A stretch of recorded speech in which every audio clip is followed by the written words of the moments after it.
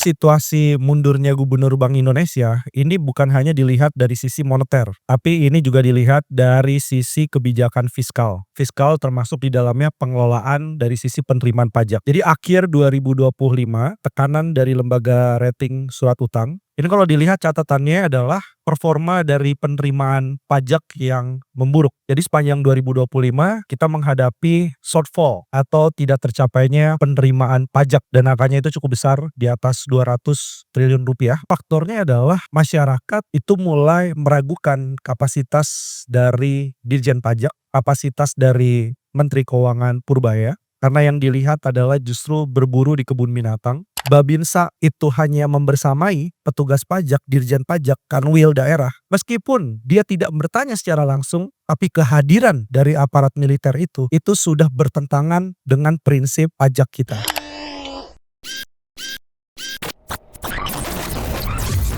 Pagi tadi kita dikejutkan ya oleh mundurnya Gubernur Bank Indonesia, Pak Peri Warjio. Dan mundurnya Gubernur Bank Indonesia ini sebenarnya cukup mengejutkan karena masih 2028 kalau tidak salah, masa berlangsungnya kepemimpinan dari Gubernur Bank Indonesia.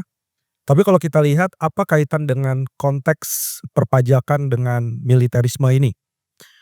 Pertama, situasi mundurnya Gubernur Bank Indonesia ini bukan hanya dilihat dari sisi moneter, tapi ini juga dilihat dari sisi kebijakan fiskal. Fiskal termasuk di dalamnya pengelolaan dari sisi penerimaan pajak. Jadi akhir 2025 ada tekanan dari lembaga rating surat utang, ada Moody's, ada Fitch yang memberikan outlook secara negatif bagi surat utang pemerintah Indonesia, termasuk juga BUMN. Ini kalau dilihat catatannya adalah performa dari penerimaan pajak yang memburuk.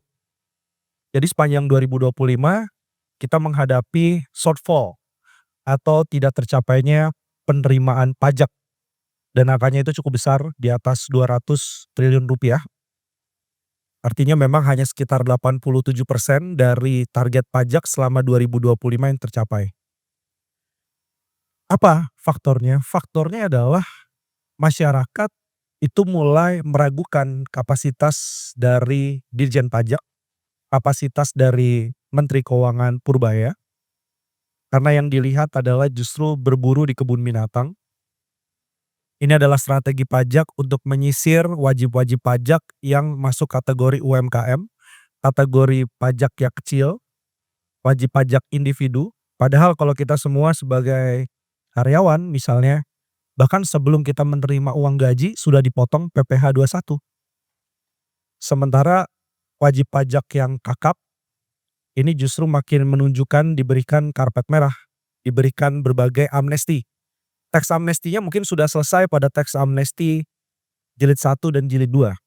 Tapi sekarang ada pembelian Patriot Bond di dalam Undang-Undang P2SK, wajib pajak akap itu justru diberikan berbagai pengecualian dari sisi transparansi asal sumber dana. Kemudian ada lagi Undang-Undang PFII atau Kawasan Finansial Internasional yang akan segera dijalankan. Undang-undangnya sudah disahkan. Isinya adalah juga memberikan hal yang menurut kami sangat di luar nalar ya, hal yang sangat konyol gitu. Di mana PPh badan investasi di kawasan pusat internasional finansial ini itu diberikan 0% PPh badan selama 50 tahun. Jadi kita cek hampir tidak ada negara yang secara eksplisit di dalam legal jurisdiksi kebijakan perpajakan yang memberikan langsung tax holiday ataupun bonus pajak insentif sampai 50 tahun itu 0% pembayaran PPh. Itu hanya di Indonesia. Jadi ini menunjukkan apa? Menunjukkan ketika pemerintah menghadapi tax buoyancy yang negatif 0,12, yang artinya setiap 1% pertumbuhan ekonomi, itu justru penerimaan pajak turun 0,12% sepanjang 2025.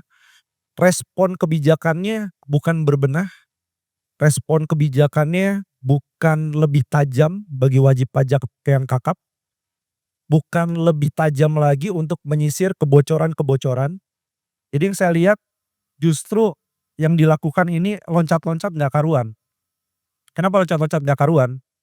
karena nggak mampu untuk melakukan pengejaran wajib pajak yang kakap, yang masuk kategori orang super kaya, terutama di sektor ekstraktif sumber daya alam, jalan potongnya bukan membenahi bea cukai, kemudian Dirjen Pajak, tapi justru menggunakan Danantara Sumber Daya Indonesia untuk lakukan ekspor satu pintu, katanya untuk mencegah kebocoran. Tapi infrastruktur Dirjen Pajaknya itu tidak dibenahi.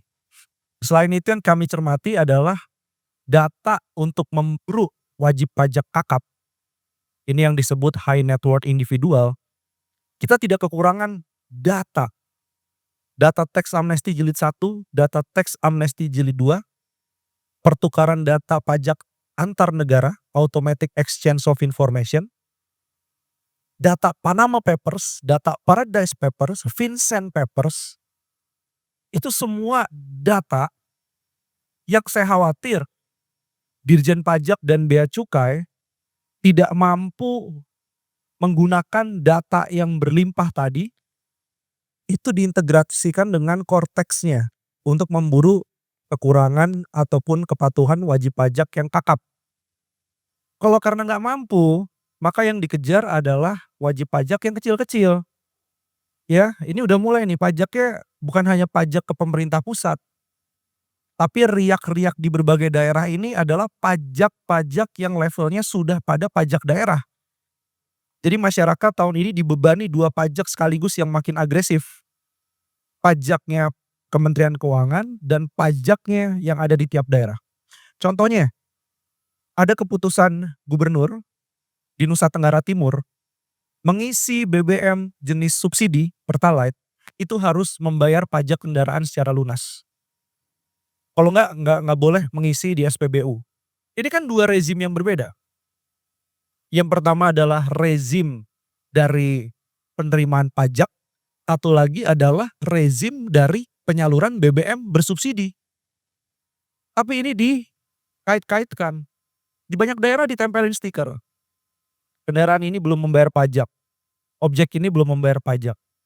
Yang artinya ini akan menimbulkan ketegangan di antara masyarakat yang merasa pajaknya makin berat ke mereka, makin sering dipungut, tapi fasilitas dengan adanya efisiensi anggaran di daerah, sekolah rusak, infrastruktur jalan rusak, dana desanya dipotong.